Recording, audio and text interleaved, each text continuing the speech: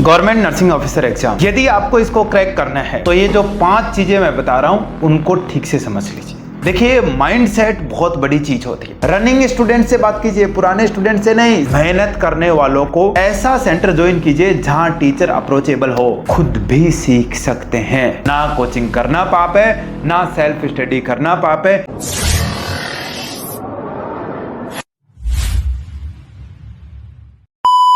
Government nursing officer exam AIIMS यानी कि NORCET साल में 2 बार कंडक्ट किया जाता है।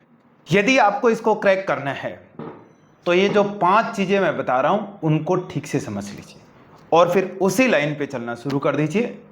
डेफिनेटली 6 से 7 महीने में आपका सिलेक्शन हो जाएगा। शुरू करते हैं। फर्स्ट थिंग है माइंड सेट।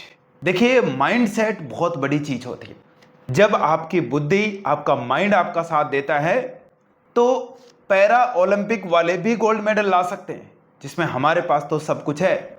हम पढ़ भी सकते हैं, हम नॉरसेट एग्जाम क्रैक भी कर सकते हैं, बट माइंड सेट का होना बहुत जरूरी है। और जिस दिन ये अपनी ही बुद्धि हमारे खिलाफ हो जाती है तो हम डिप्रेशन के अंदर भी जा सकते हैं।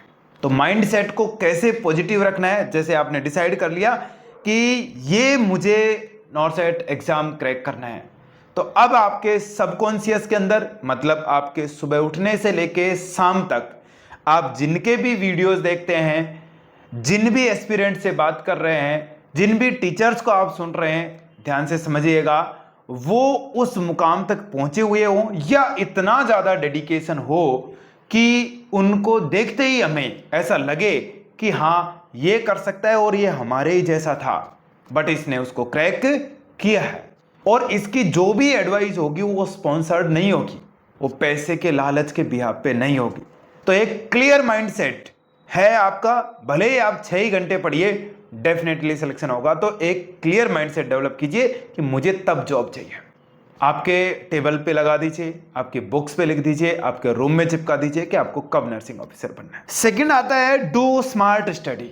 अब बात यह आती है कि नर्सिंग ऑफिसर बनना है तो पढ़ना क्या है। 10 तरीके की बुक एग्जाम में अवेलेबल है और 10 तरीके की बुक मार्केट में अवेलेबल है कि भाई पढ़ना क्या है। तो इसके लिए मैं आपको एक बेस्ट तरीका बताता हूं कि प्रीवियस आप 5 to 6 ईयर या 10 ईयर के पेपर्स देख लीजिए। उसमें से जो भी टॉपिक बार बार रिपीट हुए हैं उन टॉपिक्स की लिस्ट बनाएं।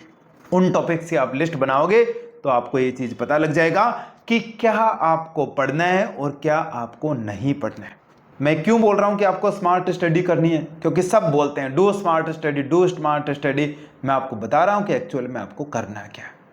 थर्ड थिंग जो हम देख रहे हैं, जैसे ये प्रीवियस ईयर पेपर आप कर लेंगे, एक टॉपिक लिस्ट आपकी तैयार हो जाएगी। अब इनको आपको प्रिपेयर करना है। प्रिपेयर करने के लिए एक गलती मत कर देना आप कि डायरेक्ट क्वेश्चन सॉल्व मत कर लेना, वरना उस क्वेश्चन के ऑप्शन के हिसाब से जो थियोरेटिकल फ्रेमवर्क आपके दिमाग में डेवलप होगा वो ऐसा होगा आधा अधूरा, और ऐसी थ्योरी डेवलप करेगा ना आपके दिमाग में, अजीब वाली, कचरा वाली, जो जनरली जैसे हम चाहे जहाँ से यूट्यूब की क्लास देखते हैं तो कई बार डेवलप होता है।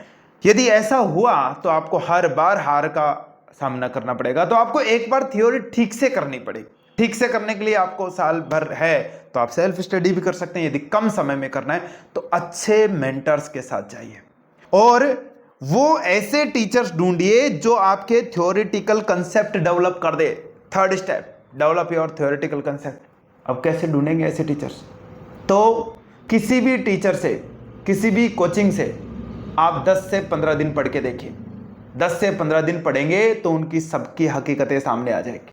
मत दीजिए फीस, 10 से 15 दिन पढ़ के देखिए वहां पे। रनिंग स्टूडेंट से बात कीजिए, पुराने स्टूडेंट से नहीं, सेलेक्टेड स्टूडेंट से नहीं, रनिंग स्टूडेंट से बात कीजिए जिनको 2 महीना हो गया हो, 1 महीना हो गया हो पढ़ते हुए। आपको बहुत सारी चीजें बताएंगे। तो जैसे ही आपको थ्योरेटिकल कंसेप्ट एक स्ट्रॉन्ग डेवलप हो जाएगा तब आपको आना है प्रैक्टिस सेट की तरफ। ध्यान से समझिएगा, यदि आपका इंस्टीट्यूट अच्छा है, यदि आपका टीचर अच्छा है, यदि आपका मेंटर अच्छा है, देखिए बड़े बड़े विराट कोहली जैसे लोगों को भी कोच की जरूरत पड़ती है, तो कहीं न कहीं मेंटर और टीचर की तो नीड पड़ेगी यदि इजी वे में करना है तो देखिए आपको क्या करना चाहिए कि डेली आपको, मान लो आपने आज फंडामेंटल का वाइटल साइन पढ़ा, आपके टीचर ने पढ़ाया, तो उसके साथ ही आपको डेली कुछ उस टॉपिक के क्वेश्चन करके देखने हैं। इसको हम बोलते हैं daily practice set of questions, DPS, daily practice set. वो करके आप देखिए 10 क्वेश्चन ही कीजिए। उसके बाद में जैसे वो यूनिट कंप्लीट हो जाती है, आप उस यूनिट का एक टेस्ट देके देखिए, पूरी रिवाइज करो, मेमोराइज करो, फिर टेस्ट देके देखिए। जब ऐसी यूनिट्स हो जाती है तो आप एक बड़ा मॉक टेस्ट देके देखिए, भले ये 10 दिन में एक ही दीजिए या 15 दिन में एक ही दीजिए, बट एक मॉक टेस्ट देके दीजिए जिसमें सभी सब्जेक्ट आते हो कि आपकी मेन एग्जाम में क्या स्थिति है, ये आपको बताएगा। ऐसे आप इवेलुएट कीजिए। जैसे आपने एक टेस्ट दिया, जो भी आपके क्वेश्चन गलत हो रहे हैं ध्यान से समझिएगा, आपके टीचर के साथ कंसल्ट कीजिए उनको।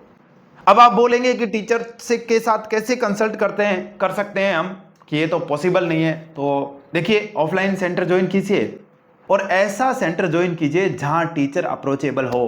भगवान ना हो टीचर वहां का, आपके जैसा ही हो, उससे बात करने के लिए दुनिया भर का प्रोटोकॉल फॉलो करके नहीं जाना पड़े। जैसे ही बात हो तुरंत आपको वो चीज क्लियर करवा दे, 1 to 1 क्लियर हो, ऐसी चीज कीजिए। मैं कह रहा हूं ये सब चीजें आप खुद भी कर सकते हैं और आपका टीचर भी आपके इसमें साथ आ सकता है। ये 5 स्टेप फिर से समराइज करता हूं। एक क्लियर माइंडसेट, एक पॉजिटिव माइंडसेट, ऐसे ही लोगों के साथ रहिए, ऐसे ही लोगों को सुनिए, ऐसे ही लोगों के, आपकी जो मंडली है ना, ये मंडली ही आपको ऊपर लेके जाएगी।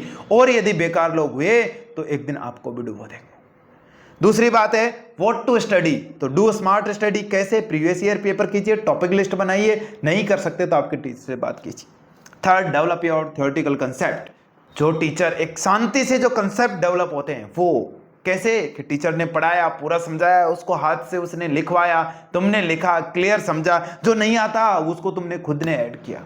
उसके बाद प्रैक्टिस योरसेल्फ, उसमें आपको ऐसा सेंटर ज्वाइन कीजिए जो डीपीएस कराता हो, यूनिट टेस्ट कराता हो, मॉक टेस्ट कराता हो, उसका एनालिसिस कराता हो, और कोई प्रॉब्लम हो तो आपसे स्पेशली ऑफलाइन में तो 1 to 1 उसके टेबल पे बैठ के बात हो जाए, और जो भी गलतियां हुई है उसको एनालाइज कीजिए और रिवीजन कीजिए। ये 5 ही स्टेप हैं सिलेक्शन के, ये 5 ही स्टेप है नर्सिंग ऑफिसर बनने के।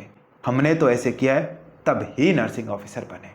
उम्मीद करता हूं कि मेरी बात समझ में आई होगी, और यदि आप चाहते हो कि इन 5 स्टेप्स में आपकी हम हेल्प करें तो दिए हुए नंबर पे आप कॉल कर सकते हैं, हमारा अपकमिंग सेशन ज्वाइन कर सकते हैं, हमारा न्यू बैच ज्वाइन कर सकते हैं। डिस्क्रिप्शन में आपको हेल्पलाइन नंबर भी दिए हुए। लास्ट में एक लाइन बोलता हूं आपको कि किस्मत से ये चीज हो सकती है कि आप रास्ते में चल रहे हो और पैर में पत्थर लगे और गिर जाए, ये किस्मत हो सकती है। पत्थर रास्ते में मिलना किस्मत पे डिपेंड करता है, बट उसके बाद एक बार गिर गए, फिर कितनी देर गिरे रहना है, कितनी देर पड़े रहना है, कितनी देर उठने में लगाना है, ये तो आप पे डिपेंड करता है। खींचिए, नहीं तो वक्त का पहिया तो चल ही रहा है, कुचल तो दिए ही जाओगे। उम्मीद करता हूं कि बात समझ में आई होगी। और भी कोई आपका सवाल है तो कमेंट कीजिए। जय हिंद।